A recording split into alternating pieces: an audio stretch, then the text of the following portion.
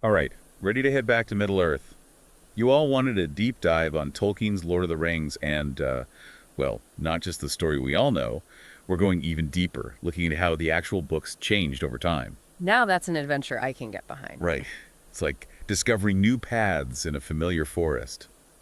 And to guide us, we have a fellow traveler who practically lives in these woods. I wouldn't say I live here, but I've certainly spent my fair share of time exploring these pages. I've got to admit, the idea that the Lord of the Rings on our shelves today isn't how Tolkien first imagined it. It's mind-blowing. Like, there's this whole secret history just waiting to be unearthed. You hit the nail on the head. Tolkien, he never really stopped revising, refining his work, even after it was published. As if Middle-earth itself was this living, breathing thing for him, always evolving. You shared some of Tolkien's notes on the text, and wow, Meticulous doesn't even begin to cover it. Didn't he make corrections as late as 1994? He did, it's true. Even reworked the index for that edition. This wasn't just him tidying up, but really diving deep into how it was all put together. Shows how much he cared about making his world feel real for readers.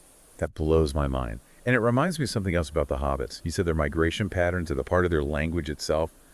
Did Tolkien invent whole languages for this world?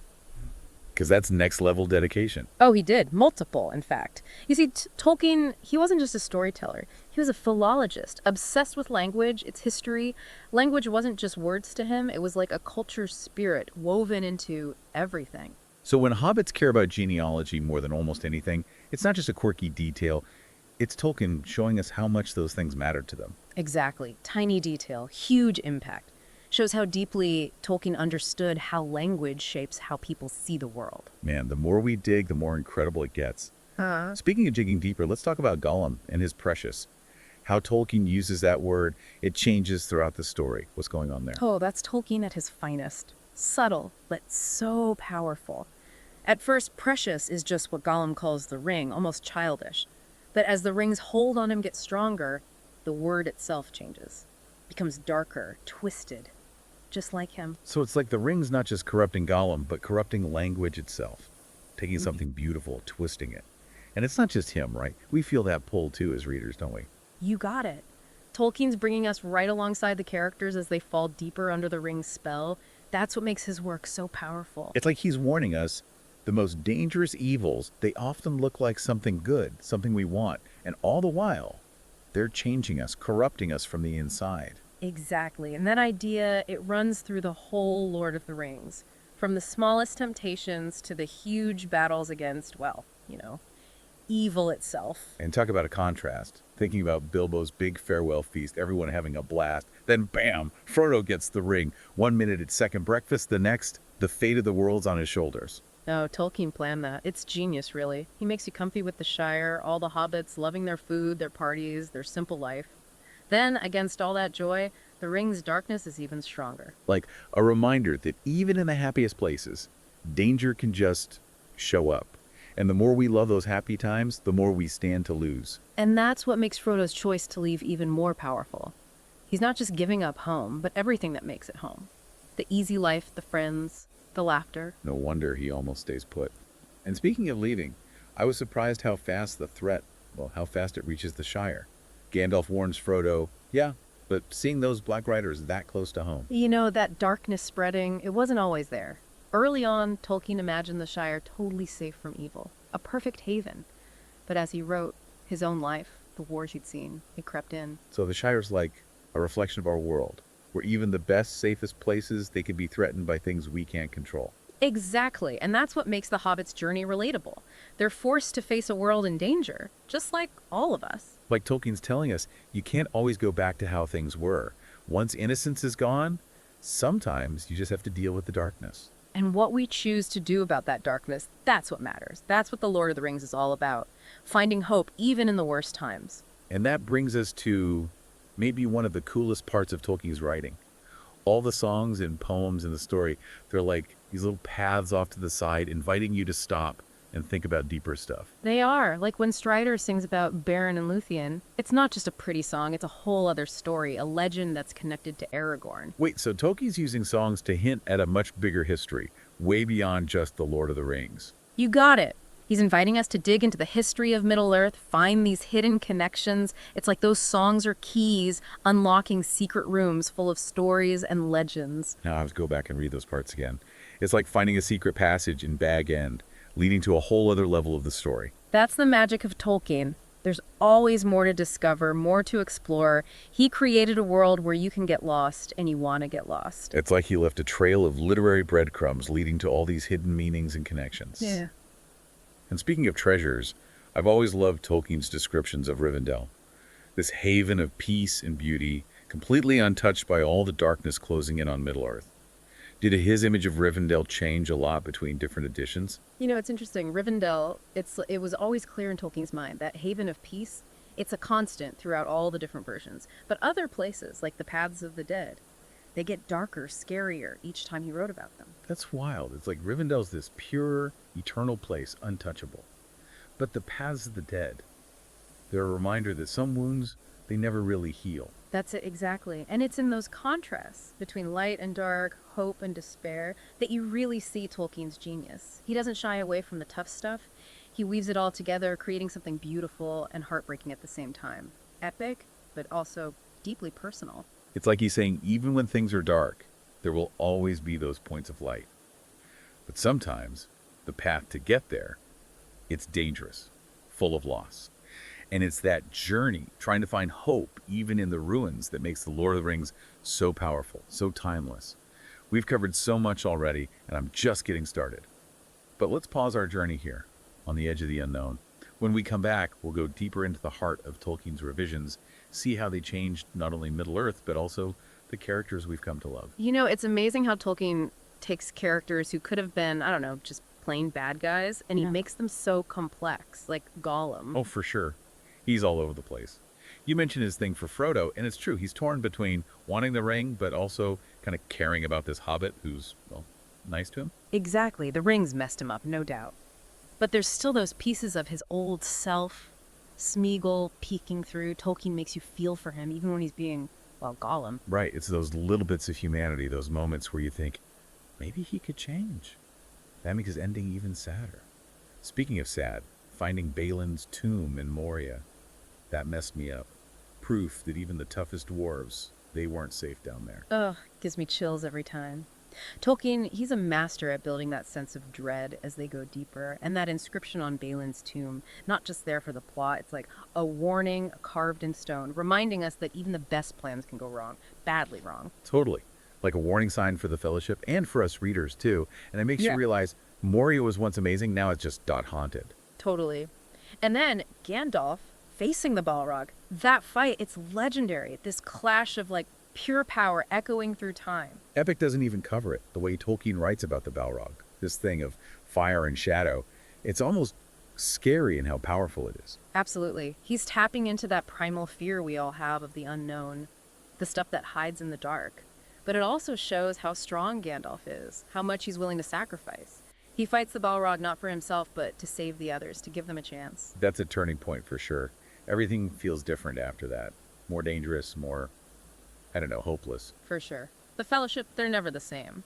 But even with all the grief and the pressure, Tolkien still gives us these moments of peace, places where hope still exists. Lothlorien, for example. Lothlorien. It's like the opposite of Moria. When you were sharing about the elves' secret realm, it was beautiful.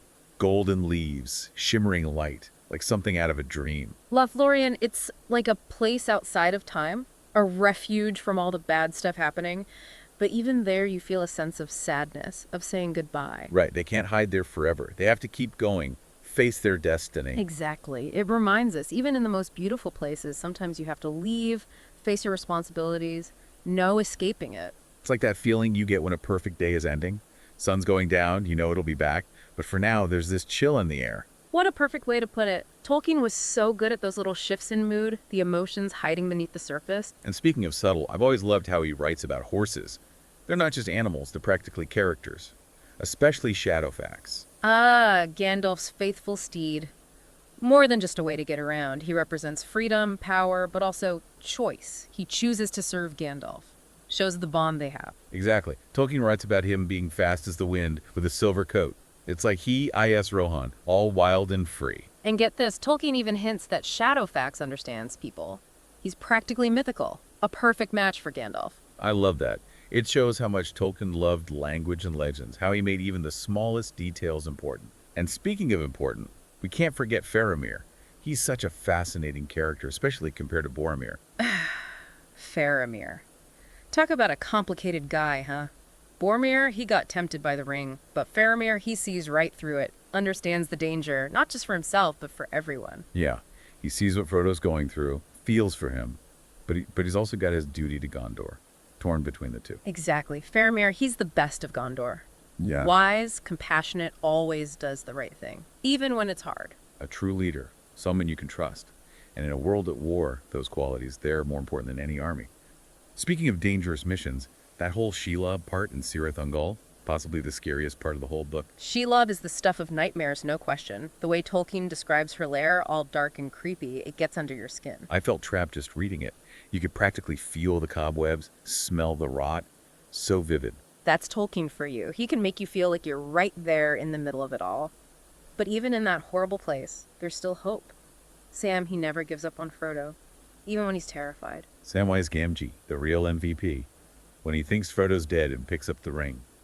Breaks your heart. So much courage in that moment. His love for Frodo, it's what makes him keep going, even though he's scared, even though everything's against him. Proof that anyone can be strong, even the most ordinary person. All it takes is love and loyalty. That's it. Simple, but so true. It's what makes The Lord of the Rings such a powerful, unforgettable story. It's amazing, isn't it, how Tolkien takes us from these terrifying moments straight to these glimmers of hope. Like, no matter how dark it gets, there's always courage, there's always compassion shining through. You said it. And the Paths of the Dead, talk about a perfect example. It's this journey into, well, darkness, where Aragorn, he's not just facing scary stuff, he's facing his own fears and the ghosts of, well, a broken promise. Right. You shared those parts about the Army of the Dead, and it's chilling. The silence, the feeling that something awful's about to happen, it gets to you. It's Tolkien exploring those big ideas. Guilt, duty, the power of a promise, those oath breakers. Stuck because of what they swore, they become, I don't know, a force for good even in death. Wow. It's like even after death, there's a chance to fix things, to make good on a promise, find some peace maybe. Right, and that little bit of hope, that chance for redemption, that's what makes their part in the final battle against Sauron so powerful.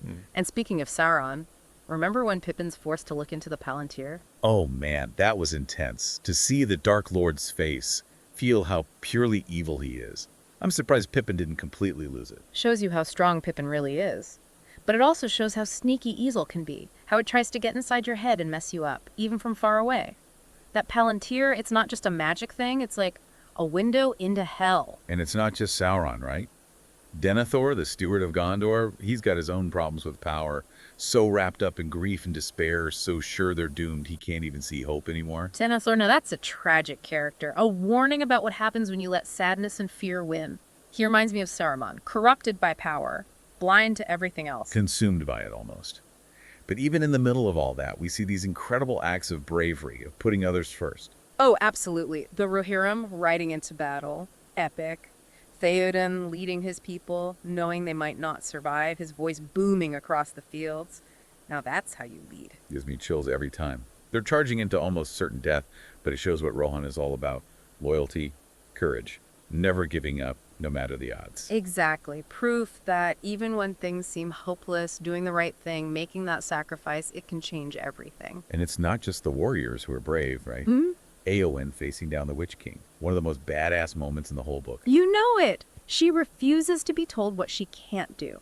That takes guts. Facing down your fears, defying expectations, and making your own path. And she takes down the Witch King, Sauron's right-hand man. It's like Tolkien saying, being a hero. It's not about being a man or a woman. It's about the choices you make, the fights you choose to fight. You got it. And sometimes, the bravest thing you can do is act out of love and loyalty. Like Samwise Gamgee. He never complains about helping Frodo, even when it's hard. His devotion never wavers. He's the best of the Shire, that's for sure. That spirit of never giving up, believing in friendship no matter what, that's what gets you through the dark times. Absolutely. He's proof that even the smallest person can make a huge difference.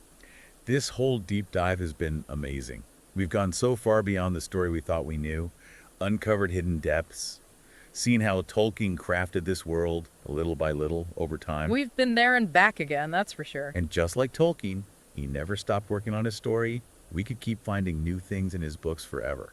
They stay with you. They do. It makes you think. You know, the biggest takeaway for me, it's not just that Tolkien built a world. It's that he used that world to explore what it means to be human, to face the darkness, the fear, and still somehow find the strength to hope, to fight for what we believe in, even when it seems impossible. That's beautifully put. And isn't that what makes The Lord of the Rings so powerful? It's a story about the strength of the human spirit. A reminder that even when surrounded by shadows, there's always a light somewhere. So next time you're lost in Middle-earth, remember, you're a part of that. You carry that message of hope with you.